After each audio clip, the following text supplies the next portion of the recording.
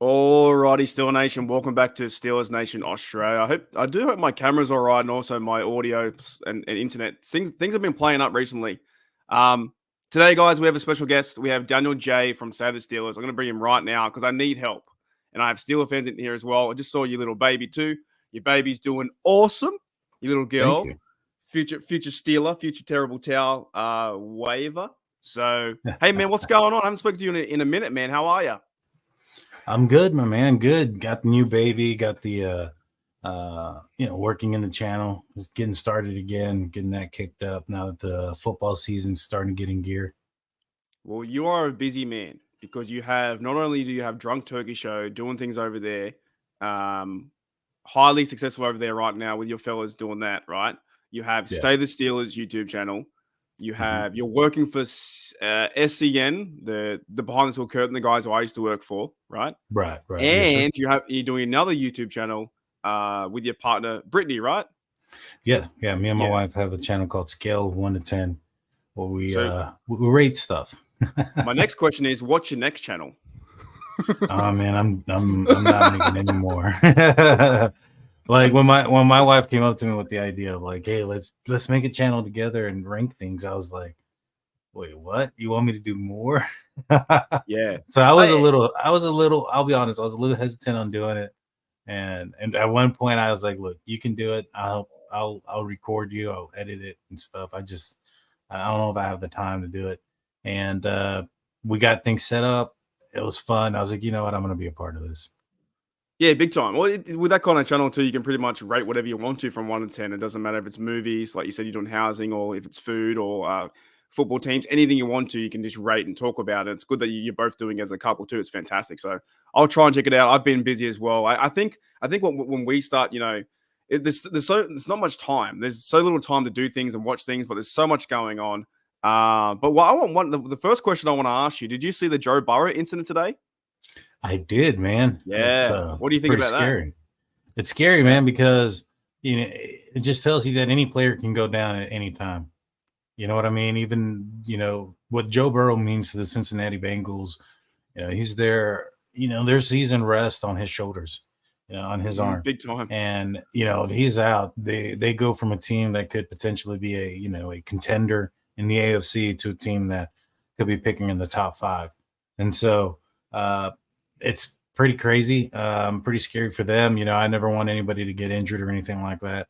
You never wish that upon anyone. So I haven't heard anything official yet on what was injured. I know it was a lower body injury. I saw the play. It's been posted up on Twitter. It looks weird, man. It looks like when he steps that his leg just gives out. Yep. I've I seen it know. before. I've seen it before though in like the NRL here in NFL. It seems like the non-contact ones are the worst ones. They just something Yeah, clicks, breaks, or snaps. Yeah, it does look pretty bad, or it did look bad from afar. yeah, it You know. did. I mean, I don't know. It looked like his leg just kind of gave out, and he just kind of hobbled. Couldn't look. I was trying to get a look at his foot because I myself had a Achilles tendon rupture, and Okay. I was pushing something and it went out, and my foot just kind of did something similar, and I was hobbling down. I got up and I couldn't move my foot, and my foot kind of twisted towards one side because the tendon isn't there anymore. It snapped and rolled my calf up, and what do you call it? When he went down, it looked like his foot was almost kind of twisted to one side a little bit. So I don't know if it was an Achilles or if it was his That's calf. Maybe. that's what I was saying. Yeah, it might have been Achilles, might have been calf, but you also have the previous experience too, the insane pain you had with the appendicitis you had to get removed, right? With Minka, Oh his yeah, injury. yeah. So what he went through, was it last year he went through that, and then the 2 days later he was playing, and you had that Ye- stuff. So Yeah, he had his appendicitis and had his surgery, and 2 days later the Steelers were playing, and he wanted to play in that game, but the Steelers didn't let him. Supposedly he was running on the field prior to that game. I can't remember which opponent it was, but he ended up coming back the following week, and I thought that was just insane, because at that point I think it was like 9 weeks or 9 days or something like that from the injury. I wasn't the same probably for about 3 weeks, easy. yeah, I can't even imagine it was. pretty tough. So that was the breaking news we heard this morning when I woke up. Was if Joe Burrow is out. To be very honest, Joe Burrow is out. We don't want that. We want to see TJ Watt sack him. We want to see Minka pick him off again. We want to see the best 11, our best 11 versus their best 11. But if he is out for a serious amount of time, this affects the whole NFL. It affects the whole AFC. And then it also affects the whole AFC North. And then to me, I think the Steelers have like the best chance to win the North. If he's out for a long time, it's Trevor Siemian at backup. You're not going to go on a run with Trevor Siemian unless he goes crazy. Joe Burrow is their guy. As my camera goes out, what's going on? Oh, I've been having problems with my camera recently. Hang on, sorry guys. 1 second. And coming back. If it comes out, I'll use the other one. But yes, here I am back. So if he's out, it's going to be troubling for that team. Let me go through the roster too, and we'll get into some training camp stuff we saw this morning. We have G'day J Devil. We have also Rod. G'day Rod's in the house. G'day Voice 2. We have George. G'day Steelers fan in the house. We have Jen as well. Jen told me the news about Burrow this morning when I woke up. G'day Goat. What's going on? We have Gene as well. Who else we got in the house? So I'm actually watching the play happen. I found the play that I had seen earlier. It was or the footage I had seen earlier was from like super far away. I found one that was closer. When his foot when his leg starts to hurt, he keeps his foot parallel to the ground when he's hopping. His foot is parallel. It's not an Achilles, because if it was an Achilles, his foot would be dangling. You know what I'm saying? So it's more his calf. They said then. Yeah, he goes down and it looks like he's rubbing the bottom part of the calf, top part of the Achilles. And so the weird thing that looked weird to me is, I can show it. It's not I'll show just the you have to allow that. So as you see his foot right here, it's parallel to the ground. It's not dangling downward. That would have been the first indication that it was an Achilles. And then, so did he just pull a calf muscle then? But like when he goes down to the ground, it's weird because his ankle bends funny. Watch, I'm trying. So the foot that's injured or the leg that's injured is the one with the black sleeve on it. And so right there, it just goes weird. But then he just starts rubbing his middle of his calf there. And so it does seem like, I don't think it's an Achilles. It could be, but it's not a complete rupture if it is. Because if it was a complete rupture throughout the entire way around it, I can tell you that you can't move your foot up, and your foot just limps down. It was serious enough though for the cart to come out too, right? Yeah, and when he got on the cart, he was still hobbling onto the cart. So it wasn't. I don't think it was. I think it's more serious than a sprain or not a sprain, a cramp. I thought maybe he had just a calf cramp. I don't think so. I'll tell you what though, if he is out 2 months, 3 months, or whatever it may be, that's big for the AFC North and for the Steelers' chance to win something. I think because he's the best. He's one of the best players in the North, right? So. We don't want to win that way, but and of course, the Bengals fans would go, "Oh, you only won because you don't have Burrow," and they'll say that forever. But you are right. You said you don't know what's going to happen if someone does go down. Next minute, it changes everything. It's crazy to me. Okay, so also I just want to do a few more shout outs and we'll get into the show. So we've got Western here too. People coming in crazy, and if I miss anyone, I do apologize. No, it's pretty much it. West was the only one I missed. So what did you see this morning so far? Like, I'm trying to catch up with the Twitter stuff. What's the first impression you saw from today's camp that has made a impact on you? Well, a lot of people aren't going to like this, but it sounds like Matt Canada is opening up the playbook. I like that. I know. A lot of people want to hear Matt Canada stinks or whatnot, but all indications are, there was an emphasis on pushing the ball down the field. There was play action pass. They played out of the pistol formation. A lot of good things that I heard. I heard that Pickett, he looks stronger. He was pushing the ball down the field. One major point of concern was during 7-on-7, Anthony McFarland burned Cole Holcomb down the sideline. That's a little bit of concern because the middle linebacker position was one. Going into this year, that the Steelers were concerned about themselves. In fact, they overhauled the middle linebacker position. But yeah, first things first that I saw was that Steelers were pushing the ball down the field. Also, Broderick Jones wasn't, he was with the second team. And so I think those were the main important things that I saw. What about yourself, man? Oh man, one of the first things, the first thing I saw today was a Joe Burrow injury that was brought up by Jen. Told me in a comment as I woke up. But the first thing I saw was Omar Khan's interview. I think he's checked in. I like how he's talking about the fans. I saw them, run out of the tunnel and stuff like that, or run out to the crowd. I think everyone's getting around Kenny Pickett. I did see a pass from Mason Rudolph to Elijah Riley. It broke that up too. So it was intercepted. Intercepted. Yeah, so that was cool. But I'm trying to catch up with stuff. I'm trying to catch up because obviously I sleep for most of it. But the camp starts around 2:00. But I did see, I think as well, the voice here. I'm pretty sure this bloke's over there at the camp, and he says here Kenny's deep ball was something else, and also followed up by really excited to see Kenny's deep ball in the game. So yeah, what I've seen so far is like the new uniforms look pretty cool. They're practice. I was going to ask about that. Yeah, they got the gold and the white, and also the black and the gold. But I'm trying to find videos best I can to find. It's really hard to see, but I want to see like passing and stuff like that. I did see Broderick Jones too do a rep, and you know what's crazy how we're jumping on this stuff, but like I'm so excited. You know what I mean? Yeah. I saw Broderick Jones do a rep, and I'm like, he's a big fella. I also saw a picture of Hakeem Butler against Jordan Bird, 6'6" and 5'9". They were just like standing next to each other. That was cool to see.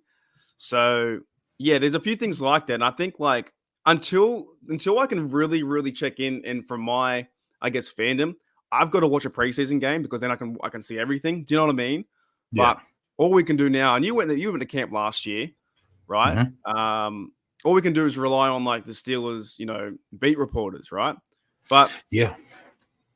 I was gonna go this year too, but then I went and looked at the forecast and it says rain for Friday Night Lights, and I'm like, not again. Hang on.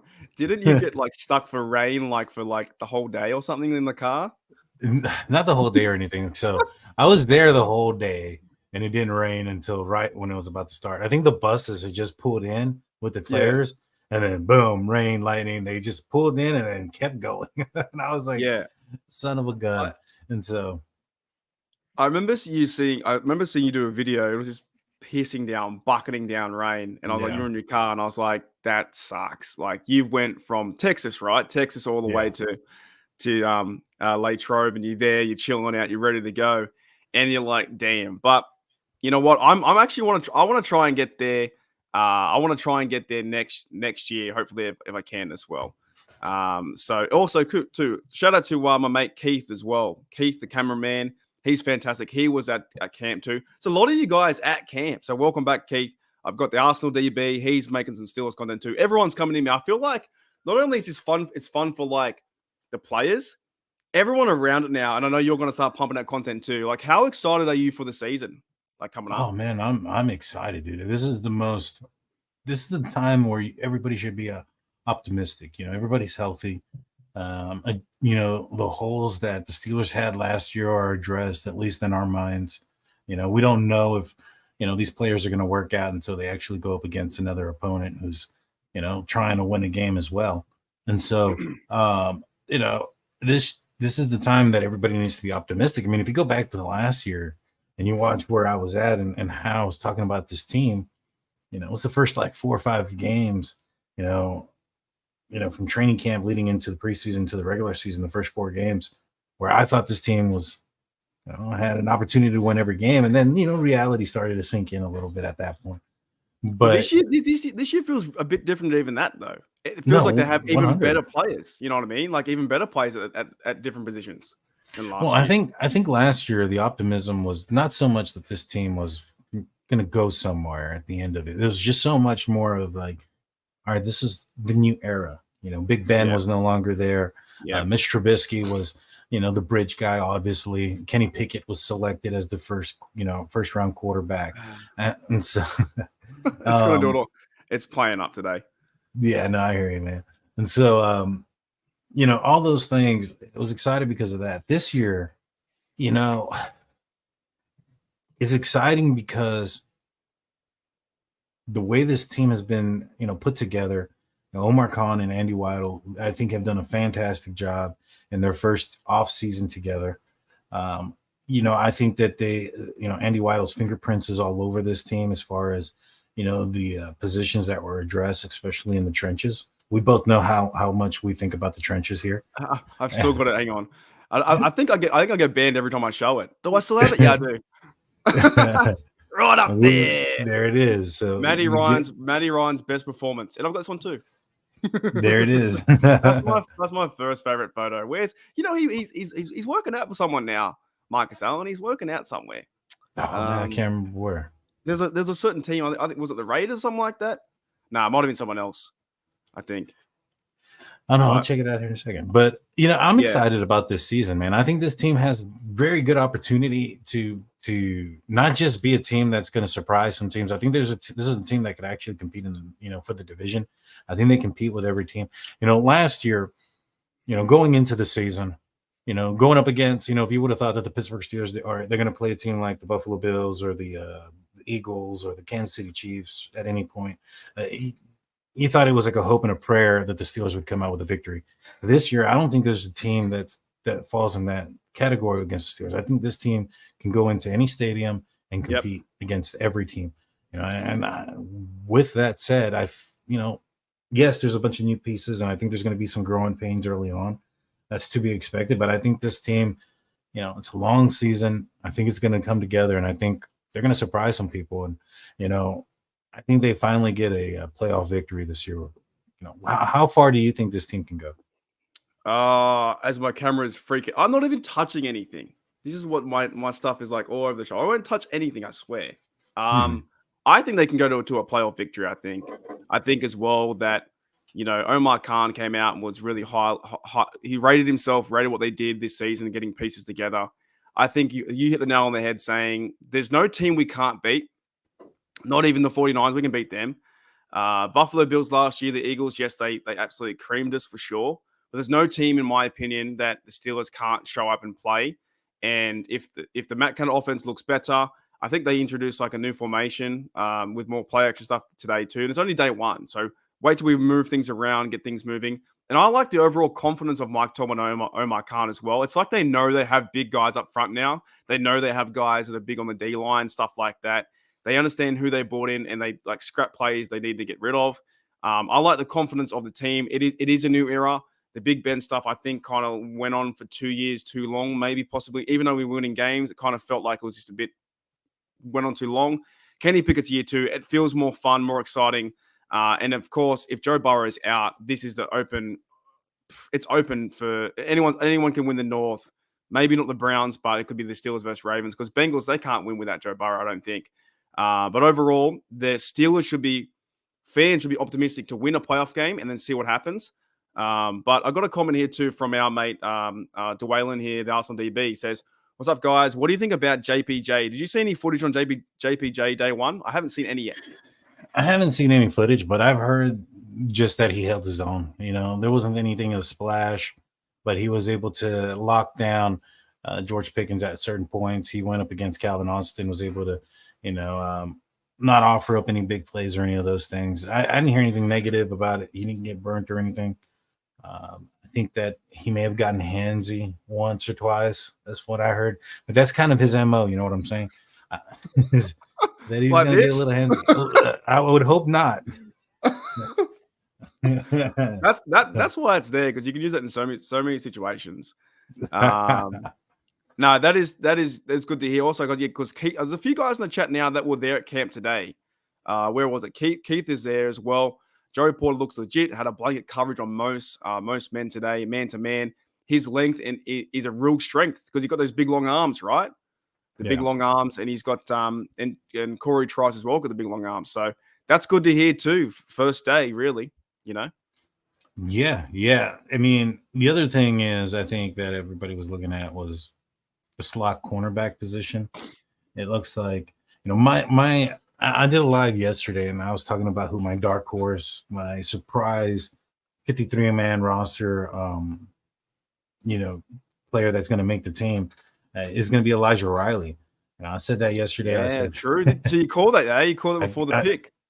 I called it before he made the interception. I was talking about, his ability to play not just defense, but he also played some snaps on special teams. Apparently, he played with the first team special teams as well. So I think there's a good opportunity. He may be a guy that's going to replace somebody like, I know you like the guy, but a guy like Trey Norwood or even Miles I don't Killebrew. like since the 98-yard TD. I don't like him anymore. I actually don't think Trey Norwood's big enough, man. Yeah, I don't think he's big enough. When I look at his like overall body and size, I think he's actually a really small player. I did like yeah, him the first few games, but I've heard good reports even from Riley last year when he started to come into the mix too.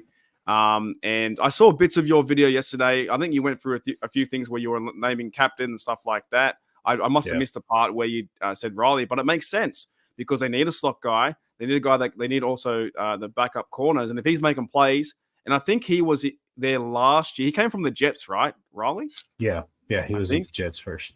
And he was coming. I think he played near the end of the season, a bit more than usual. I think. Right. I Yeah. can't remember. I think he started. I think he started getting a role when Edmonds went down, Right. and another safety was brought up. I think it was him. Um, you know, no, that was in the beginning of the year. But yeah, no, towards the end of the year, he started to make more plays. He was seeing the field more, but he was a practice squad guy that was brought up. And I don't know if he ever actually was signed to the 53 or not, but I know he was elevated as a practice squad player. I think he might end up turning out to be a guy that, is going to play in certain dime packages, things like that. If he can show up in the slot, I think he's got an opportunity. I think that the indication right now is that the starting slot, what was it, Duke? Can't remember his last name, but that was the guy that was playing. Duke Dawson. I saw there was. Is that his name? Yeah, Duke Dawson. He was the guy. Yeah. I don't even know who that is. Neither do I. But he was playing there too, right? I thought that was a character off of Dawson's Creek. I mean, it sounds like a gunslinger, doesn't it? Duke Dawson. Duke Dawson from the West. I don't know who he is either. I did see an article about that too. I think he started with the first reps, and Minka was sitting out, and somebody else was sitting out too. It's only day one, but I think he was in the mix. I've heard ideas of Shannon Sullivan playing the slot corner, but I feel like the Steelers are going to have a few guys like that. But if Riley's standing out, that is fantastic for our defense because you can move him around places. And yeah, I think the pick is also, even though it was Mason Rudolph, and he's probably going to be 3. And don't read too much into that pass though. But him picking off is a good sign for him because they got to the players like Riley got to put themselves on the map. They got to do some things. What does Coach Thomas say? Do routine plays routinely. yeah, make routine plays routinely. I mean, it makes sense though. You know what I'm saying? When you don't do routine plays routinely, you end up like Lima Swede. And so yeah, that's true. That is true. Yeah, so no, I like that. I think he can because I was talking to Sean here too in the chat who's on my Discord as well. Sean Manahan. We were talking about like what do you think? Who do you think is going to be the guys on the kickoff coverage and the punt coverage? I think Riley can make that team. I think if he makes team, he's going to play teams as well. Yeah, he's going to have to. I mean, I think today. Let me look this up. He was playing. He worked with the first team in punt coverage and return coverage. And so, yeah, more so, covering the on special teams, not the return aspect. I don't think that Miles Killebrew played any return, special teams either. So, yeah, I think he's going to put a niche out there in special teams. He's going to have to. I mean, you're not that far on the depth chart and not playing special teams and making the team. You're going to have to make yourself versatile. Shannon Sullivan doesn't, I know that Tomlin had came out because I think Trey Norwood initially started off with the ones and Tomlin came out and said, don't look into that. I had no decision in that. I wasn't something that I cared for, so it didn't make a difference. This year or last year? This year. That's what he said today. I had that on my on one of my little deals here that I was reading earlier. I think it was like on All Steelers Talk or something like that.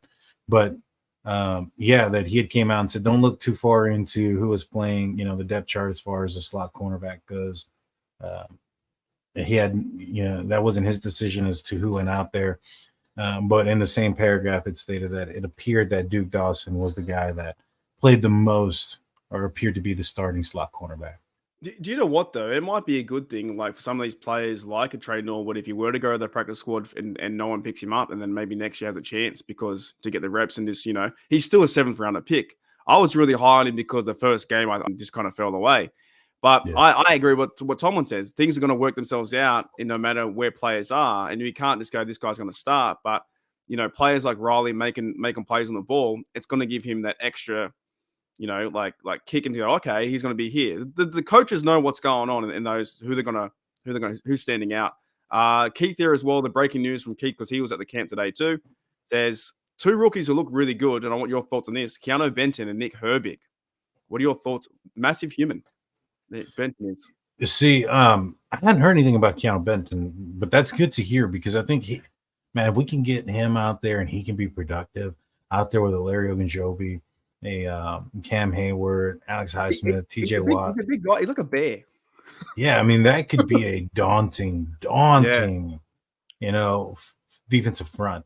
There's still rumors that the Pittsburgh Steelers are in talks or with the Washington Commanders for trading for Chase Young.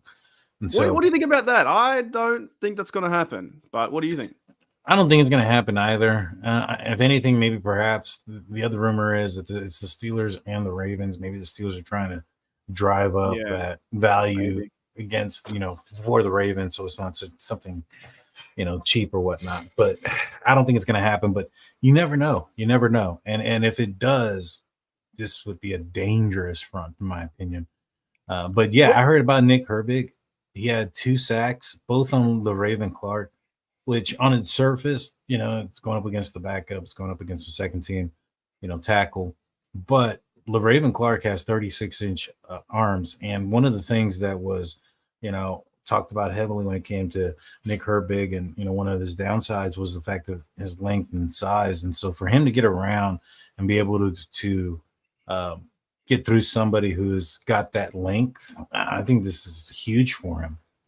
Yeah. You know what's crazy? Because when I was talking to Sean yesterday, Sean Manahan in the chat, and I was saying, I know it doesn't excite too many people, but I want to try and figure out, and maybe not this episode, but I want to try and figure out who's going to be on the punt return coverage. That stuff kind of excites me. And also the kickoff return coverage too, because I think that Nick Herbig will be a part of that. I think he'll make the team. I think he'll be a part of the teams. And I think Mark Robbins will be part of teams. And from just me looking at old highlights from Robbins and stuff like that, these guys want to hit. I also think that Neal might make the team too for teams, and Killebrew, he's going to be the captain. So even in that aspect, like the Steelers roster has to fill out certain positions at like edge, being a 3rd or 4th guy. If you have Marcus Golden there, then you have Herbig, who's the rookie, and he's going to make an impact on teams. We all saw what James Debo Harrison, I think he had quite impact on I don't know if he was a rookie, but when he was on teams, he was fantastic to see. That one big hit on the Raven, the football goes in the air. So there's a lot of things going on too. Jay, what? Gee, that's what I was laughing at. Could you imagine Chase Young as a gunner? I would be if I was a returner, I'd be scared. I would see him, going right down the field. I would be very, very scared. But I don't know where they're going to put Chase Young. But I have 2 theories in this. I don't think it's going to happen. But if it did happen, you bring the player in, you find a role. Do you know what I mean? You find a role for that spot because the guy is a very talented human being. But I don't think it's going to happen. But if it does, and the Steelers make this move, top 5 defense somehow, some way. There's just because Benton, you have Fehoko. I think he's going to play well in the camp. I didn't hear too many things today, but I just go back to the sheer size of these fellas. They're big humans on the defensive line. Here's what I want to talk about. I don't know if you saw him in camp though. What about your thoughts on Ogunjobi? I think he's going to be huge for this defense. Well, last year when I went to training camp, I got to see Larry Ogunjobi out there, and he was on the sideline for the majority of it, from what I understand, all of it. He had a leg injury, and so the Steelers were slowly bringing him in. And throughout the entire year last year, he was dealing with a multitude of injuries. He's healthy this year, and I think that's going to be huge. he had the opportunity of getting a bigger contract out of Chicago that fell through because of the injury aspect last year and the physical. He got somewhat of a bag this year with the Steelers. I think he's going to be a big piece. If he can come out and show that, he was the guy last year, if he can continue his trajectory on being the player that he was prior to his injury, I think he's a steal, man. He's a guy that's dependable. He's got ability to get after the quarterback. He's physical. I don't like the guy. I think he's a tough, nasty, and when you pair him in the inside with Cam Hayward, T.J. Watt, and Alex Highsmith out there, and even Keanu Benton, who's a big question mark because we haven't seen him playing down yet. This defensive front has to be good. There's question marks. Every player or majority of the players off ball are new, outside of Minkah Fitzpatrick. And so that's a big concern. So there's going to be some growing pains, but a pass defense best friend is a pass rush. And I think the Steelers are going to have one of the better ones this year. I wouldn't be surprised if this team, I would be more surprised if this team isn't top 3 in sacks this year. Yeah, get back to the old ways of doing things too, Yeah. Do you think that Ogunjobi walks past Mason Rudolph in the lunchroom and goes, "What, this?" Just to scare him a little bit from previous memories, He did. He ran after Mason. He tackled him in the end zone. Hey, so Mason didn't cower down, man. He turned around, called him what he called him, which was a B word, not any other word. Yeah, he called him he used profanity. He wasn't saying anything else. I don't think so either. I think it was a miscommunication or whatever. But it's still the helmet thing's right. crazy. It's crazy. But Mason did tell Larry Ogunjobi. He did say that word, the B word. He did call him that in the end zone. I saw that as clear as day. So he didn't back down. He said that while he was on the ground. He was ready to get up and fight the guy. So, that's one thing about Mason you can't take away from the guy. He can take a hit. He's tough as nails. You can't, even if you knock him out, he's going to get back up. And so that's one thing you can say about that guy. And it didn't work out for him as far as being a starting quarterback for the Pittsburgh Steelers. I don't think he's starter. He's not a starter quality quarterback, unfortunately. If he was, I think he would have gotten picked up by another team this offseason. Yeah, and he's come back to what? It was a $5 million contract or something like that, or $4 million. And I thought it was 2. Was it 2? Okay, it's got less than last time. So the only thing is now that the thing I find funny with Mason Rudolph, he has to wear the uniform now, no matter what, because he's now going to be the emergency quarterback, which is pretty much like last year he was just wearing street clothes because he wasn't allowed to play. Now he has to wear the uniform 17 games in a row just in case. I don't know. I don't know if I would like that as a quarterback. I mean, he's got an opportunity to play. If something were to happen, or, you know what I mean? we don't want to see him. Right. No, for sure. But, those things do happen where somebody goes down and then another player gets in the protocol or something. And you need, look what happened to the 49ers last year. But speaking on uniforms, do you think that, what do you think about that yellow that they put on there? On the white jerseys, they were yellow, and then they had yellow jerseys with black on the shoulders. Do you think that's some sort of like, uniform hint to come in the future? Yeah, hint or something. Maybe, because there's always got to be a reason, right? Needs to be a reason. Is it the pure fact that these jerseys are just for practice squad, or are they trying something out to test out a new uniform? I don't think they'll change the uniform we have. I keep having this theory they might bring back the Batman uniform for some reason. They released a tweet about a Batman tweet and something else coming soon. That could just be to do with TJ Watt, because they talk about him in the darkness or whatever. But there could be an idea that they're trying something out. Wait, who talks about TJ Watt in the darkness? Isn't it like I don't watch Batman, so isn't it like what's the Batman? No, there's a quote there, from Bane where he was like, is that it? He says, I wasn't, you were adapted to the darkness. I was born in it, or something like that. Yeah, I don't watch it. So I stopped it. But when does TJ Watt hang out in the darkness? That's hilarious. Oh, now someone's going to quote me that I said that, and it's like now I'm canceled. No, I don't watch any movies like that. I haven't seen Batman in. Is it Batman Forever? Is that a movie? I think that's a movie, right? That one's from, yeah, that was the one where the superheroes had nipples, I believe. Where What? Batman Forever, Oh, like the chest they plate and stuff. they actually put nipples on the chest plate. It was weird. It was not a good move Oh, okay. by So when they're DC. putting on the uniform, that was odd. That's odd then. No, well, it's part of the uniform, like the Okay. chest piece, the latex is really weird. I Yeah, I think don't there know, was a but lot of confused all I pre-adolescent know is that teens. they've been doing a lot of Batman things, and of course they had the Steelers tweeted the other day about the movie from Batman when the stadium blows up, and they have those uniforms. Now, could this be anything? Maybe. Could have been nothing, 100%. But for some reason, they came out with practice squad uniforms today, which was the white on the gold and the black on the Mhm. gold. I think it looks okay. I'm not too worried about it, right? I don't think they got like. Do you think they would change the Steelers traditional uniform, the one you're wearing now? I would hope not in that direction. If they Yeah, did, I'm more leaning towards like the all black, like the color rush. You know what I'm saying? I would lean more towards that versus a home jersey being primarily gold. mm, I don't know how I would feel about it, but I thought that maybe perhaps they were trying it out to get a fan reaction to the jerseys that they have in preparation on if they wanted to make a move like this. So this is a preemptive move to just kind of get a reaction out there. You know, yeah. when it comes to movies, movies will do the same. They'll throw out a like for instance images of like Ben Affleck as Batman or Robert Patterson as Batman to get a perspective of the audience and the fans that are going to be watching that film to gauge on if there's things that need to be changed or not changed or whatnot. And so, you know, seeing this uniform that's out there, maybe it is, maybe it's a way to get a perspective. I personally would not. Why? I mean, maybe the white ones look cool. I think the white ones look all right, but the gold ones with the black, I think it looks okay, and I wouldn't mind it for like a game, like the color rush or whatever. But I would not want that as their normal Well, every game. they'd have to probably announce it soon, Bill, because all the teams out there are announcing helmets, are announcing other uniforms. You'd think they have to announce Yeah, it soon because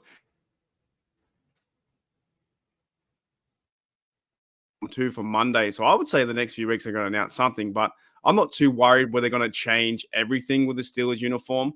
I would like to see like a throwback uniform be like the old school 1933 uniform, something really crazy and fun, or the Batman ones come back, or even the Bumblebee, something like that. Something to do with the history, but I guess we'll see, man. I don't know.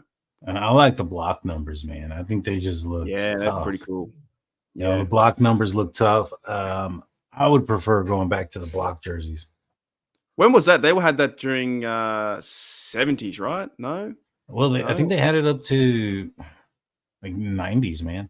Right. In the 90s, they had the block. I think it was 90. I know it was when Cordell was a quarterback, is when they changed it, I believe. I tell you what, if they came out with 2001. the block numbers today, then I would be like, okay, it's changing. Do you know what I mean? Yeah. So we'll have to wait and see. What else did you find from camp that kind of stood out? You know, that like any players that you've seen on Twitter or any stories you've read that were like we should be hopeful like for even tomorrow going tomorrow? They're not I, even s- hitting yet. I saw the special teams guys bringing a massage chair that Yeah. would make Deshaun Watson jealous. So, I mean, it was pretty Oh, interesting to see all the stuff that they brought in. You know, I didn't see anybody show up to camp in anything outrageous. You know, there wasn't any, hot air balloon or tractor or firefighter truck that I was aware of. It seems like everybody just kind of showed up ready to go to work. I think Broderick Jones showed up in an Uber, which is strange, but I guess mhm. he's not anticipating, driving a lot. Um, you know, Patrick Peterson talked. He talked about being a mentor. He was excited. You know, there was a talk about the field out there being different. You know, I can't remember Mhm. which sports beat writer it was, but they had stated that last year the feel there was that it was a rebuild, and that this year the feel was much different. Like that, this is a team that can compete and expects to compete. I know that there was a statement that was out there. I think it was by T.J. Watt referencing winning a playoff game. It's been a long time since this team has won a playoff game. You know, they've put themselves in positions to go to the playoffs or or make a playoff run, and just kind of squandered those opportunities in the last few years. Whether it be because of injuries or a quarterback in decline or whatever the case may have been, it just didn't happen. And you know, it's time. The Steelers have been It is time. retooling It and is time. rebuilding, Yeah. and it's time for them to come back and really be a contender. Because to me, the Steelers went 11-0 during 2020 when there wasn't fans in the stands, but that they were considered the worst 11-0 team in history, which it is what it is. They were winning in weird ways, comebacks, things like that. But outside of that year, they really hadn't been a contender for a while, probably prior to Ben Roethlisberger's elbow injury. And so they've been around the 8-8, which we always are, but this feels different to be the 9-8 going to the new season 2023. Yeah. This feels different. We've got 15 new players coming in, a great draft. Omar Khan's taken over. I've seen the confidence from Omar Khan and Mike Tomlin, and you kind of know. You kind of know when you're a part of sporting teams, when you're with people like that, you have a sense of confidence. You're like, I wouldn't want to face Broderick Jones at left tackle. I wouldn't want to face Darnell Washington. I wouldn't want to face this guy. I feel like the Tomlin and Omar Khan, these guys have a sense of like, we understand what can happen. If we do things right, the right way, and they play hard and move the football down the field, then good things will happen. You know that as an organization. There was sometimes too, you probably know that when you're starting, is what Sean Spence the years ago, they started the middle linebackers. It's going to be very hard to win games. And you go, oh, we're a good team. No, you're a bad team, right? Or when TJ Watt goes down, it's going to be tough. Coaches know, they know, and owners know the players they have. If things move the right direction, and everyone's counting out TJ, they're counting out Cam, all this stuff. And I still go back to Kenny Pickett being the younger guy, and he wants to win, right? Mm-hmm. What are your thoughts on Kenny Pickett, that second year jump? What do we want to see? I think there's going to be one. I think that there's that's the question, right? Is it a jump or is it a slump? Is he going to be able to take that next step, or are defenses going to look at his film and be able to pick him apart? That's obviously the question. Now, all indications at this point right now is that it's looking more like that jump than slump. And the reasons that I think that that's more probable than not is the fact that one, he's the starter. There's no question in it. There's no debate. There's no controversy. There's no competition.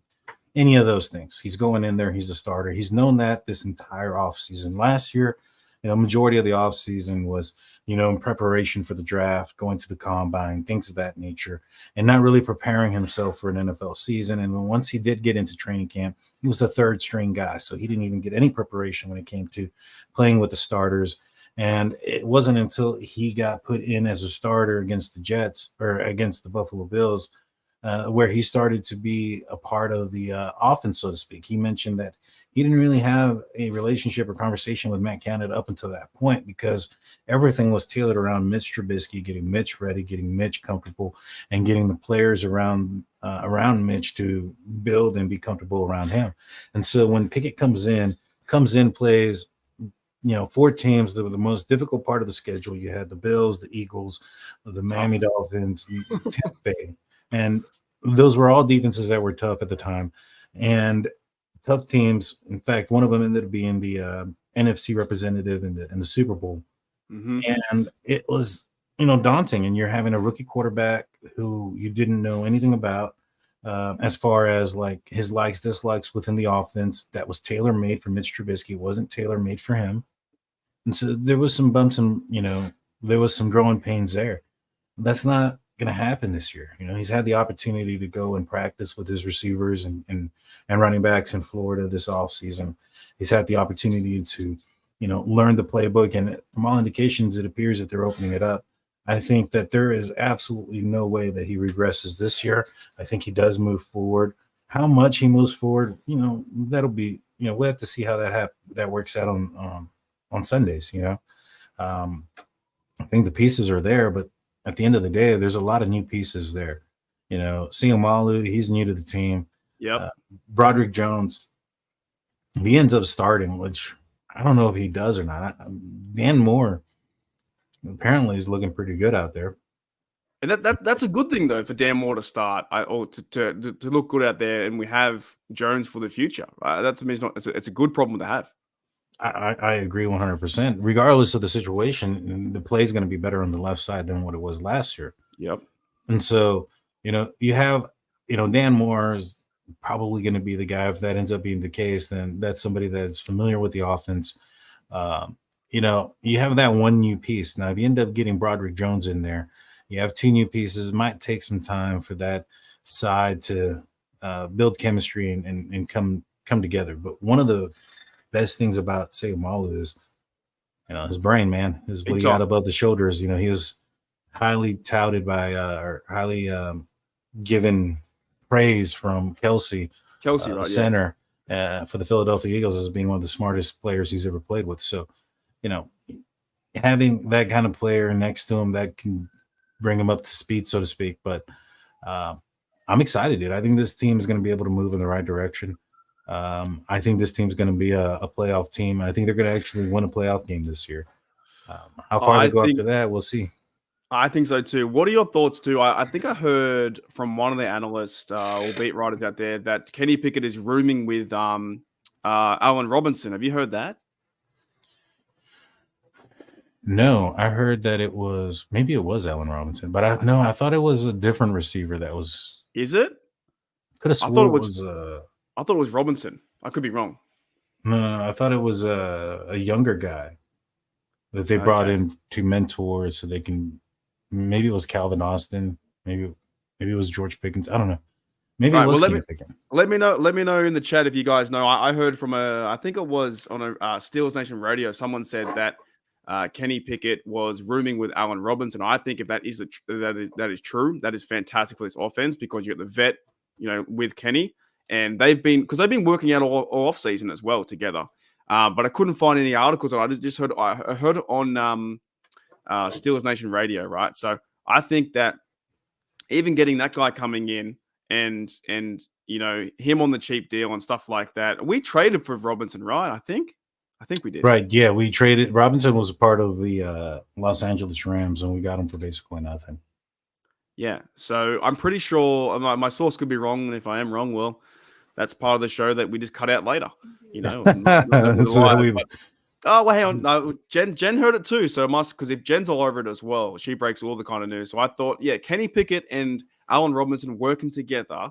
According to Brian Batko, Mike Tomlin pulls strings and push buttons sometimes when it comes to assigning training camp roommates. Here's one I found interesting today. Veteran wideout Allen Robinson will be sharing a suite with George Pickens at St. Vincent. So it's Pickens then?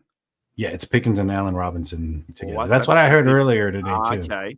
I thought it was Pickett. Maybe I heard they're both the same. Pickens to Pickens. Maybe it's Pickens, and that's pretty good too. Actually, I wonder who's going to be. Would Kenny get his own room? You think? Is he that bit of a? I don't know. I mean, Ben did, but then again, also Ben was there for a while. I think before he finally got his own room. I think that AB didn't even stay there. I think he had a house in Latrobe. Really, he just flew away in his helicopter. But just went, see you later. Yeah. 100%. That guy's beyond nuts now. I don't even know about AB anymore. I think he's gone. So we have a backup here. It says it's Pickens and Robinson. So I might have heard Pickens, not Pickett. Well, yeah, I might have heard it backwards. That's still pretty cool though to see, because George Pickens. What are your thoughts about George Pickens? I feel like he hasn't been talked about this much because we're focusing on all the other players. What are your thoughts about Pickens? Yeah, I'm excited about Pickens. I think they're going to open up the route tree for him. I think that he's going to have more than just go routes. I love his ability to just go up there and just grab the ball out of the air. And I'm excited to see what he's going to be able to do. The Steelers did a lot about putting a lot of great players around, Kenny Pickett. It's Deontay Johnson, it's George Pickens, it's Allen Robinson, but it's also Pat Freiermuth, who I think is going to get a lot of work in the slot. It's also Darnell Washington. I think he's going to be a huge threat in the passing game as well. And he's going to make things less obvious. He's going to be that sixth offensive lineman that, in the years past, when you had a lineman eligible like a Zach Banner, it was obvious that in those moments it was going to be a running play majority of the time. And even if it was a passing play, the Steelers had one less passing option because you had a, huge offensive lineman as one of your route options. So it was very unlikely that the ball was going to go there. And, in the last few years, I don't think the ball was ever thrown to an offensive tackle that was eligible. And Yeah. so it was, obvious what was going on. So I think that I think that all these receivers and all these players are going to have better opportunities to make some plays because you can't double everybody. You can't double Pickens and Deontay and Pat Fryermuth and Darnell Washington and, put somebody over the top of Calvin Austin because of his speed. You can't do all those things at once unless you're going to go out there with, 10 DBs and one nose tackle or something. Also, what about and I don't know how much time you have, how much time you want to go for. Are you doing any other podcast today, Daniel? I'm good for another maybe 15 minutes or so. Cool. Yeah, we'll go for another 10, 15 minutes because there's so much to cover and so much to talk about. But what are your thoughts on the Najee Harris and Warren situation? Like, just not, you can talk about the contract stuff, but what about just the overall play on the field?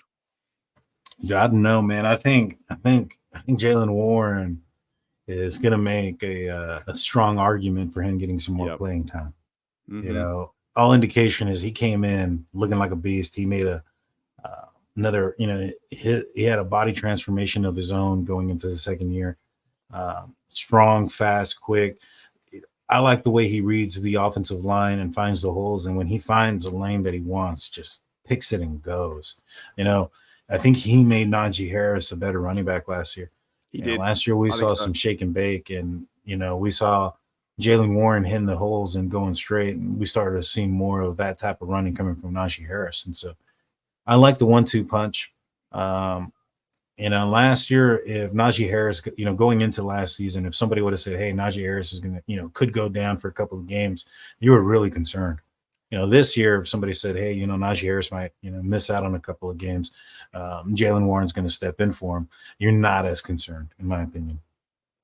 Yeah, I'll keep saying it, and I'm going to say it again. I think Warren gets 1,000 yards this year. I think he does. I think it's average 57 yards per game. I think it is.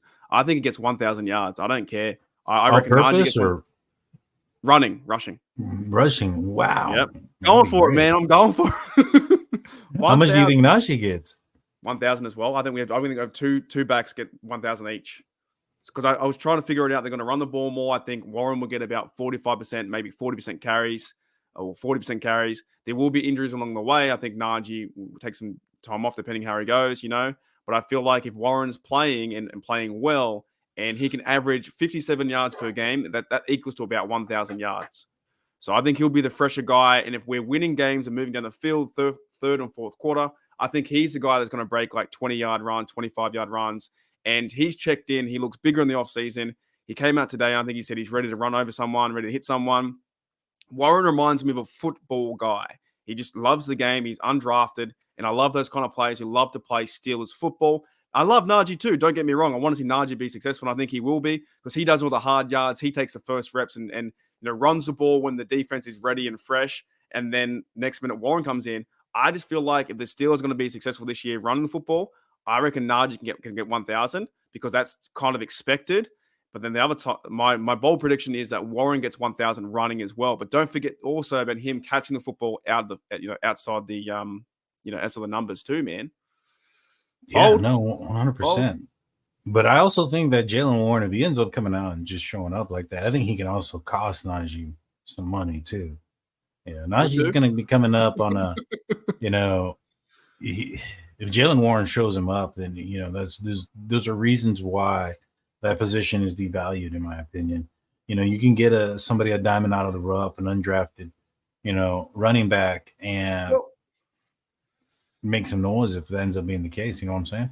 But it comes back to as well the offensive line too. I know they're saying that running back value is devalued, but it comes back to the offensive line. If they're playing really well, you can put back a back there. And also, when they say devalued, it means there are so many stars that are good running backs as well. I just think the issue, what I found was the number one players were complaining about number one money, but they're not really worrying about everyone else as I go off again. This is ridiculous. So for me, I think it's not so much the devalue aspect and is that. I think it's the longevity of the position mixed in with players that are undrafted or drafted in later rounds that are becoming an impact that is devaluing the position. And when you play such a physical game and a game where a running back, their prime years, are leading up to about 28. Once you pass that 28, 29, especially 30, they're not look the same. The speed isn't there, the agility, the burst. It's not what it once was. And so, that position is highly impacted based on, youth. And unfortunately, the way the union there for the Players Association did things. They agreed upon a rookie salary cap, so to speak, where there was limitations on what you can pay rookies. Back in the day, you could pay a rookie player whatever they wanted to get paid. There was bargaining. They had Who was the first player? Wasn't it like Andrew Luck or someone like that got a big deal or someone like that? I think he was the last player to have that option where. Right. Because there was the complaint from the veterans was that you had all these rookies coming in making money, and they hadn't proven themselves yet, and so it's a double-edged sword. Either you're gonna either have younger players making more money as you get older, or you're going to devalue some positions. And so it is what it is. It's a double-edged sword. Unfortunately, the running back position did itself in, but I mean. Here's the thing, receivers are coming out of the draft all the time and showing up and doing great things. Yet that position hasn't devalued when it comes to, receivers of great quality getting a second contract. So to me, I think there's something to be said there as far as play and, keeping that play to a certain standard at that position. I think it's more difficult to play at a certain standard at the running back position than it is at receiver or quarterback. There's less hits, there's less physicality on the body, things like that. And so it's just unfortunate, but that it is what it is. And unless, you go out there and perform and are able to perform at a high level, I think you're probably running backs aren't going to get a second year. It's just the way it is. Do you think that Najee Harris, not him as a person, but his contract will become a problem at the end of the next 2 years or 2025 when it goes through the negotiations and stuff like that? Or we do have to wait and see? Is that too far away? I don't know, man. I mean, I think we do have to wait to see what happens this year. But if a Jaylen Warren goes out there and shows up and shows that you don't need to pay him, and he's a guy that can take over, maybe. I mean, do the Steelers learn from the Le'Veon Bell situation? Yeah, it's true. They didn't pay him, and Le'Veon Bell also admits that he was in the wrong in that scenario as well. And they went with a guy in James Conner, who I think Conner was a fantastic back, but he just couldn't stay on the field for 17 weeks straight. And so in Bell's first year in absence, Conner made the Pro Bowl, but you can see that year he started off really good and it kind of trickled downward, and that continued with his career with the Steelers. In Arizona, he did something different, but I think his role was different there too. He played, I think, was it not last year, the year before, pretty good over there for Arizona, with Conner getting TD and stuff like that. Played a really good role. But the thing is, you know what? I think so too. The Steelers got to learn from the Bell situation. I feel like the running backs got to learn from the Bell situation as well, though. It's like you said, double-edged sword. I don't want to see in 2 years' time. It's really far away. I think this year they'll be checked in to win things because obviously if Najee goes out and proves he's one of the best running backs, and the Steelers got to make a decision to extend him and stuff like that. But I don't want to see them like a contract dispute or whatnot. And it is all a game. It is all a business. But it's going to be interesting because Le'Veon Bell kind of like, shook things up in this kind of market, right? They pay the quarterbacks all this big money and they don't pay the guys they throw the football to or the running backs, right? I mean, yeah, but I mean, let's look at Najee Harris's situation, like his situation specifically. How old is he? He's up there in age, isn't he? 26, I think. Right, and he's got what, 2 years left? He's going into his third year, right? Yes. So he's got a fourth year, then a fifth year option, and so he'll be 28 in the fifth year. Sorry, he's 25 now. Oh man, so he's 25 now, then he'll be 27 come time for that fifth year. Franchise tag him because The franchise tag is not relatively expensive either in the running back position because it's the top, the average of the top three, I think. So it's not very expensive because the position isn't expensive.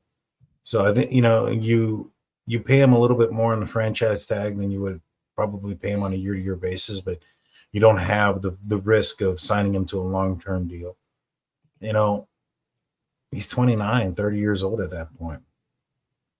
Maybe it's just the way what the position is nowadays. This is the way it's going, right? Because back in the day, J Devil brought up there was I think about Frank Gore. I don't know where it was. It was Frank Gore was up there too, right?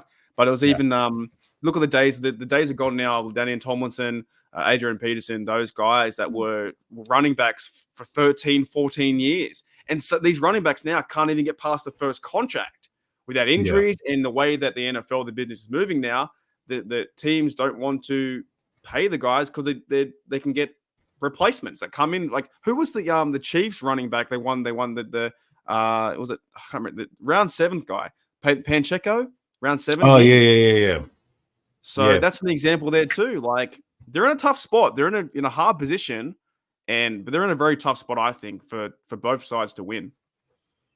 Yeah, no, it definitely is, man, and it's unfortunate, but Todd Gurley, he kind of, Zeke Elliott, those are the guys that kind of ruined it for all the rest of the running backs. They got big contracts and couldn't live up to it. True. And they both did it at the same time, and so that made it even worse. And, and Le'Veon Bell had also done his situation. And when he came back to the league, it looked like the Steelers had made the right decision because he never lived up to what he was before. You know what I'm saying? And so I think those 3 players really did a number on the running back position as far as the value there goes. But what do you think about, though, what about the offensive line? Does that take part into it as well? Yes, you have a good running back, but what about the offensive line? And like, you got to pay them too, right? You know what I mean? They're part of the run game. That's what they're part of. Right. I mean, if you have a hole the size of a Mack truck that a Mack truck can run through, anybody can do it. You know what I'm saying? Yeah. And so, it's, you can't have one without the other, so to speak. I mean, granted, you could have those freak athletes that can do things like, for instance, a Barry Sanders, but those are generational, once in a 10, 15 year player type of thing that you're going to see. And regardless of the offensive line that you have, you just can't tackle the guy, right? And so those guys exist, but those guys are going to be the guys that end up getting the paychecks. And like I said before, the receiver position has been one also that has been addressed by a lot of young players.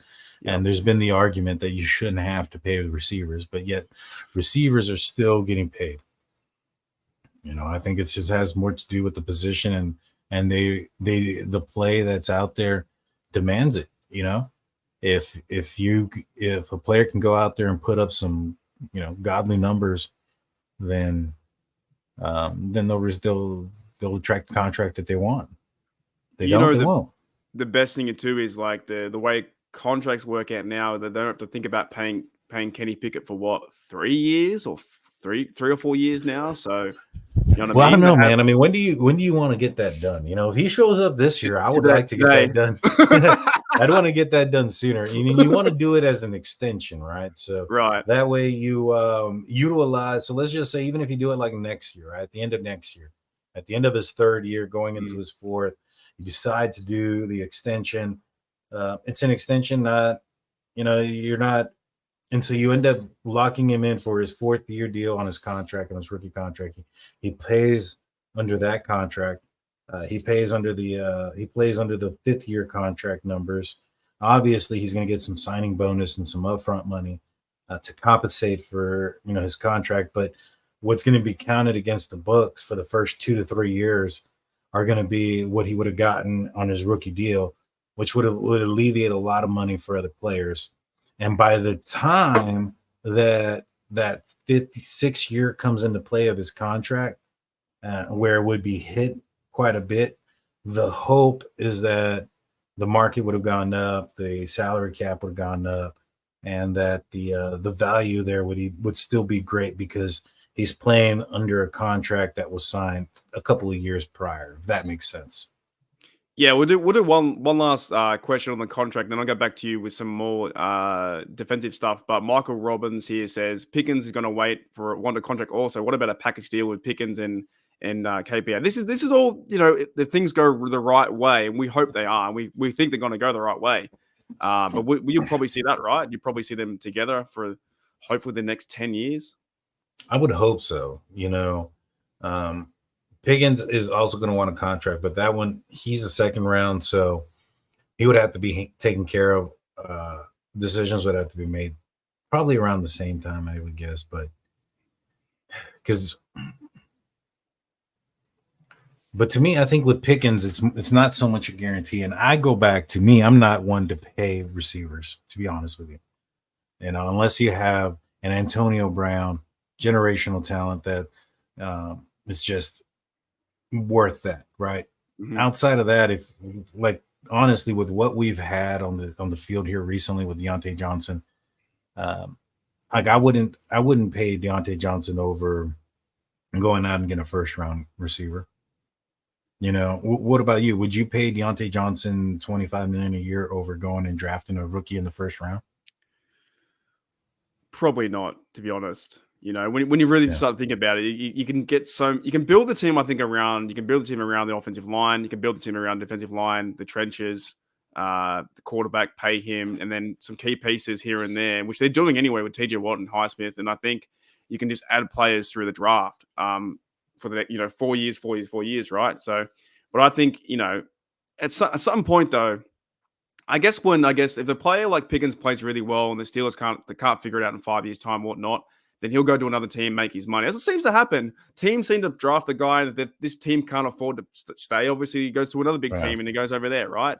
I don't really get into the contract stuff too much, but it is interesting to see how you can build around this stuff because it all revolves around money. The quarterback's the most important part, and then you've got to build the offensive line. And the Steelers are doing that this year. They're building the offensive line, the contract they've made. We see Marlowe and Jones. You have to think about him for a while now. So there's like a window here too. Switching off the contract stuff, what are your thoughts about this Super Bowl window with the young team we have? Like, is there a chance this year and next year, like the next 2 years? I mean, I think they've put themselves in position. I think that this year would be a little overzealous. It'd be a little bit, is it possible? I think so. Any given Sunday, the whole 9 yards, right? But, the chances, I don't know, man. The AFC is pretty stacked this year. It is. It's so much better than the NFC. Yeah, it is. It's so much better. If the Steelers were in the NFC, I'd say they'd probably be favorites, one of the favorites to make to the championship, to go probably against the Eagles or the 49ers or something. I mean, those are probably the teams that are at the top in that conference right now. And so, is it possible? I think it's possible. I see the window probably being more open next year than this year, but I don't think it's closed. I think it's open. I don't think it's wide open, but it's probably about halfway there. So you got a bit of a breeze coming in. You're sitting down in your summer room. The breeze open, having a few beers. You're like, the window's open just a tad. It's nice. It's nice in here. Not, you know what I mean? I see it too. I think when we start seeing preseason games and we start seeing the actual team. Okay, another question. What about 49ers? We beaten them? I know it's a while away, but we beaten them week 1. I feel like we are. I think we are. I just feel that even if the Steelers do, that they're going to be disrespected, and it's because the quarterback situation for the 49ers, right? Whether it's Sam Darnold, whether it's Purdy or Trey Lance, the Steelers go up against in week 1. Even if it's Purdy, they're going to say, he just got back off the Tommy John. I know there'll be some excuse. For sure. Yeah, there's going to be some excuse no matter what happens. But I do think the Steelers are going to end up winning that game regardless of the excuse. And I think they're going to win a lot of games. I really, truly do think that me and Nathan from In Hindsight talked about this. And I was explaining to him, I was like, I think that the ceiling there for the Pittsburgh Steelers is probably about 13, maybe even 14 games winning this year. This isn't a very daunting schedule. If Joe Burrow, which it doesn't look like it was just a calf spring, so it doesn't look like he might be coming back.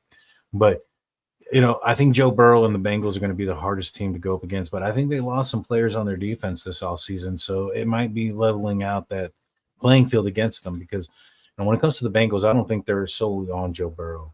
I think their defense is good. They got, the offense, I think, is a lot of Joe Burrow, but the defense isn't. And their defense is a big part of why they were successful these last couple of years. And some key players from that defense were taken away this offseason. So, there's that opportunity there. I don't think that the Ravens are going to be as advertised. I think they got some players of yesteryear, so to speak. You hear of the names that they've just recently acquired, the Beckhams, the Gordons. If this was like 2015, maybe I'd be worried, but it's not. And so it's been a while, for those players. And so and Lamar Jackson doesn't worry me. And when it comes to the Browns, I think the Browns are going to be the Browns this year. And did you see Mr. Watson throw a pass today at the goal line? It was pretty bad. He got picked off. Nah, so he's in rare mid-season form. Then is that what you're trying to tell me? Honestly, all the stuff aside from the massage stuff, I think he's a really bad quarterback now. I think the time off really killed him. I saw passes last year. He was thrown to the dirt. I saw there was a Browns put out a tweet of him throwing 5 yards into a net. Mate, anyone can do that. That's not hard. Yeah. That is throwing trash. That's throwing trash, a bit of paper into the bin. I just think the Browns, if he goes bad this year, they've made a colossal failure yet again because they paid him all the money. He's meant to be the guy. You have a great running back in Nick Chubb. The team likes to compete, but Watson, I think, is going to get picked off by the North. I think other teams will beat him. I don't see them doing much at all. Michael says here, I don't remember either. What week do we play them in reference to the Bengals? You know what week we play them? I think it's like 9. Week 9. Yeah, it's in the second half of the season, I think, for the first time that the Steelers play them. I know that they play them on December 23rd because that's a game that I'm eyeing to go to. And that's the last home game for the Steelers. You're gonna go there? I'll be. I think that's my birthday here, the 24th. So I'll be streaming the game on my birthday, watching the Bengals. Is that in Cincinnati? No, that's in Akron. It's the last. It's at home. It's the last home game. Yes, sir. It's the last home game for the Pittsburgh Steelers. They have 2 away games after that. But yeah, the first game is November 26th in Cincinnati, and then the last home game is December 23rd against the against the Cincinnati Bengals. So they're a while away. They're week 9 or week 10. Jennifer said week 5 for the Bengals. I think week 5 is the Ravens. I'm pretty sure that's right. The Ravens. Yeah. The week 5 is the Ravens, and then there's week 6 is the bye. So it's 7, 8, 9, 10, 11, 12. Week 12. And imagine if we get him if Burrow's off all this time until week 8 and they don't play him and they're like 2-6. You know what I mean? That'd be fantastic. Imagine that. Man, I hope he plays and they still go. So do I, because we need that. Yeah, but it's the same thing though. Once Burrow's out, the season's kind of done. Unless the guy who fills in can win games, Trevor Siemian, which he played for Jags, I think, or Broncos. When it comes to Joe Burrow, I think he's an okay quarterback. I think he's a little bit overhyped, in my opinion. And like I said, he's got some pretty good players around him. You got, their running back is no slouch. God, man, his name escapes me off the top of my head. And he's actually a pretty good running back. But they got Jamar Chase, they got Higgins. No, I don't know either. Who is the running back? Oh gosh, dude, he hit a woman. Cedric Benson? No, it's that dude. What's his name? I can't think of it now either. Hang on, I'm now forgotten. Bill Nixon. Yeah, he's the one who got in trouble. He didn't he do something bad? It's a bad thing. Yeah. He knocked out some lady when he was in college. Just he's preparing for the season, right? No, we don't want that here. That's bad. That's not a good thing. No, it's not. And so do they call him that? They call him Joe Knockout Mixon. Like that's what they call him. I don't know what they call him, but he's a pretty decent running back in the NFL. He is. He is. Who was it? Is it Arthur Moats who really thinks that he's very underrated as a running back? As far as running backs in the division. So they got some players around him. It's not just Joe Burrow. The offensive line has been trash though for a while, and that's kind of what's been killing them for the longest time.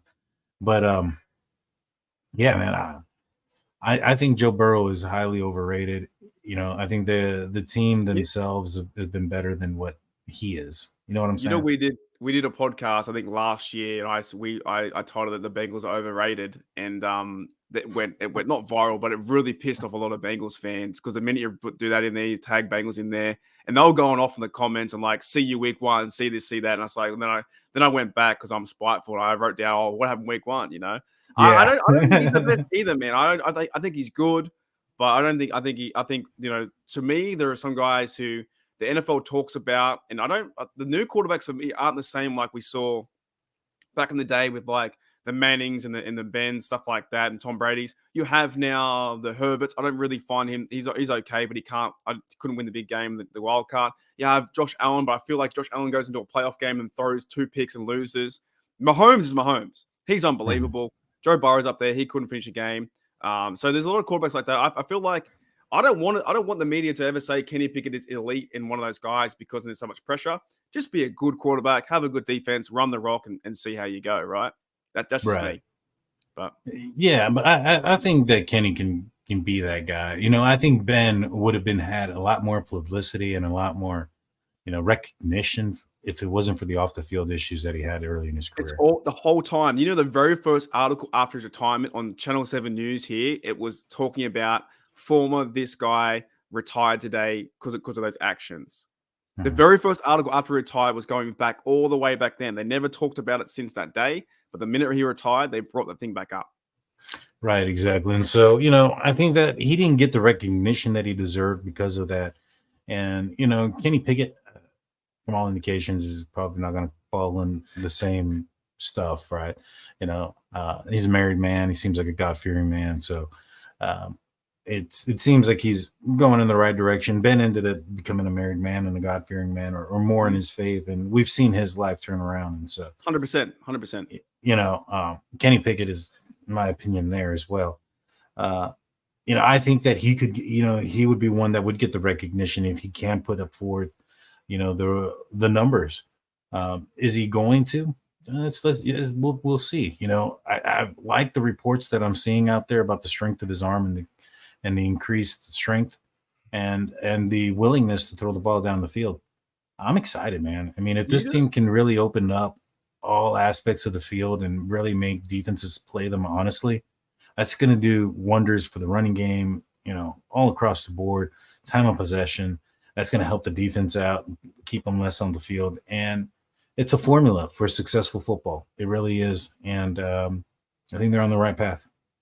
I'm just keen for Kenny's confidence. I like the fact, and even Rod says here, enjoy yourself, right? And that in terms of, I put that to Kenny Pickett. I feel like he's enjoying the process. That is being QB1, the confidence level.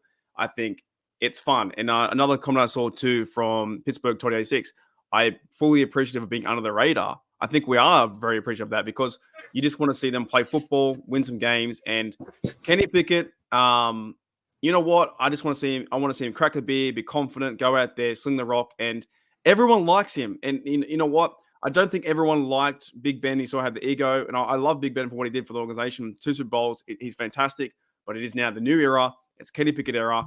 The coaches like him. He wants to work. He pretty much worked in the off season every day. Like he got married, went on his honeymoon, came back, and he went to work with Robinson, those fellas.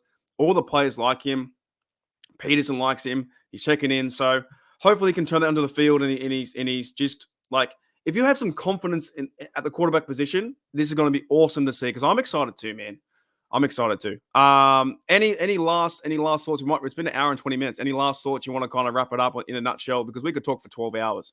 But I only day one. I know. I was gonna say it's only day one, first practice of the training camp. But the excitement is real and it's understandable. I mean, the last month or so, it's been complete silence, not much news to talk about. Joey Porter Jr. signed his rookie contract right before the start of training camp, and that was probably one of the bigger news breaks in a while. And so that tells you how slow it's been. But now it's gearing up. This is the exciting time. Preseason is just a few weeks away. Friday Night Lights is next Friday, so it's gonna turn around real quick, and then preseason's right after that, and then before you even know it, September is here, and kickoff is upon us. And I'm going to be going to the Houston game My brother bought me and my other brother, my dad, tickets to the game. So we'll be going to see the Steelers play CJ Stroud and the Houston Texans in week 3, I think it is. We've And got then or sorry to cut you 4. off. Our mate Rod as well. Rod's going to the game too, the Houston game as well. So Rod Really? will be there. Yeah, you can try and catch up with him. If you see Daniel out there, Rod, catch up with him and say hello, get some photos and stuff. That's gonna be a fun game, man. I can't because Tomlin loves rookie quarterbacks. Yeah, I'm looking forward to that. I just hope that, and if I know Houston, the last few times that the Steelers played Houston in September, it's still pretty warm in September. It is probably 95, 100 degrees. So what's that, like your 40 degrees Celsius, 45, somewhere around there? 45? Dude, 40s, that's hot. somewhere around there. 45, I'd be dead. It was 120 the other day. I don't know what that is. 120? That is ridiculous. What is that? Must be like, hang on, 120. Wait a minute. Hold up. 48 degrees? Yeah. That's how in Texas it's gotten hot. Where was that at? That's hot. That is like it was South Texas. Nah, no thanks. You've got no ocean breeze too. You just got heat. Yeah, right where I'm at, and humidity too. And so did you go outside? I'd be too hot. Nah, man, we didn't go outside. We did at night. And you don't want to go outside during that time. But yeah, it was about 115, 118, 120 in some points. Some points like my hometown will hit over 120 with a heat index. And so it was insane. But September is not that hot out here. It'll probably be around 90, 95 around there, around September still. And what the Texans like to do is they'll open up the roof and then they'll force the Steelers to wear black. And yeah, right. And the heat, man. So that game can be kind of iffy, but I'm looking forward to it. I'm excited to see what the Steelers will do against rookie quarterback CJ Stroud and those guys. I think that's a game the Pittsburgh Steelers should be favored to win, and as long as they take care of business, should win that game as well. It hit 50 degrees way back. No way, dude. That's too hot. This is insane. 109. I got a comment here from Toddy. This is kind of summarized. I think Big Ben was awesome, but he had a bit of an ego, right? He says, "See, this could be. This is, I don't know if it is true story, but according to Toddy, he says it's a true story. So I take that as it is." Says my little cousin approached Big Ben in a Pittsburgh pizza spot wearing his jersey, asking for an autograph. Big Ben told him, said, "Send your dad over with $50 and I'll think about it." So, what do I don't know. Kenny would sign it. Different people do different things. I'm not going to hate the guy. I love when I was watching Big Ben growing up as a kid myself. And I'd love to have a conversation with Big Ben and talk football, right? Each got the different things. It is what it is. I can kind of see Ben's side, though, to be honest. I can see his side a little bit to make a bit of coin and say hello. But at the same time, would you just not sign the autograph and move on? Yeah, but I think if you sign one, then people are going to see that.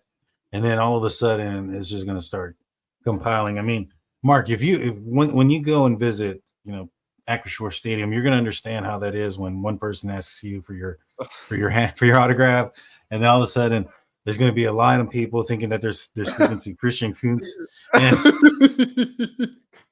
So you're saying I'll be like after like 37, I'm like, oh, I should have charged someone 48. Oh no, 51. Oh man, when you hit that number of 50 autographs and you realize that you could have made $50 a piece. That's a bit of coin that you just lost out. My mind starts ticking over. I'm like, okay, oh wow, I could have got that. And then if I get to 100, you sign $101. I don't know. I want to go back there and say hello to the people, see what's up. There's no way I get 50 people unless I jump for that table. If I jump for the table, yeah, for sure. Dude, do it right there in the corner where they sell jerseys. Where did Jerome Bettis Bar and Grill where there's nothing there now? I'll put a table right there and I'll jump off the roof and I'll be like, let's go. And they'll be like, who's that guy? Some random guy jumped off the roof. That'd be crazy, hey man, let's get out of here. You want to plug your show and other stuff going on and then your final thoughts and let's get out of here. An hour and 20 minutes. Crazy. Yes, sir. Yes, sir. You guys can catch me out on State of the Steelers. In fact, I have a podcast coming out tomorrow morning on State of Steelers YouTube show, referencing the takeaways of today's training camp. I'm also on Steel Curtain Network. You can find me on Steel Curtain Network's audio side only tomorrow also, talking about something very similar about today's training camp. And I'm also on the Hangover Show on YouTube with Steel Curtain Network. You can also find me on the Drunk Turkey Show, and also on Scale of 1 to 10 with my wife. It's a new show. We have one video out. Appreciate if you guys go and watch it, and give us a subscribe and a like. Yeah, man, it's good having you on. And I think we could talk for hours and hours, but we got to pace ourselves because it's day one training camp. They didn't do anything this one. They were just running around a little bit on the field. Fantastic, man, having you on again and saying what's up. I was trying to get Nate on here too. Hopefully, the other track when we get you back on, I can go on your show, vice versa. Keep things in touch as always. It's great having you on talking football. I think we're both doing great things in this Steelers community, and it's all about that. All we want to do is see our team win and win some good games. And I know you don't do the live streams, but you are sitting on the edge of your seat, throwing things around. You got your little girl now. So it's a fun time. It's a new era to be a Pittsburgh Steelers fan. And the fact is, we had these new big guys up front. We have the big guys on the defense. We have all these kind of guys. And it's like, it's fun now, man. Like, I Yeah. find it really fun that this is like the new thing to cover. And you're having a good time with SEN over there. The fellas are great over there too. Shannon White, all those dudes, the homies. Everyone over there is awesome. So thank you, Daniel and Jay, for coming on. And I want to say thank you to everyone. There's so many people in today, over 26 people right now. You guys know who you are. If you've been here from the first minute to the hour and 26 minutes, you guys are happy to be here, and we are happy to have you here. And also, our mate Herbig is happy to be here. I'll see you guys later. Here we go, Steelers. Here we go. It's the Steelers. What isn't there about it? Studs everywhere. Man, I'll play punter if they want me to. Whatever coach tells me, I'll play. Man, I love football. I love to play the game of football. I'm ready to play football. And I'm happy to be here. Just happy to be here. I'm just happy to be here. I'm happy to be a part of this team. So I'm happy to be here. I love the game of football. I think it's an art. I think it should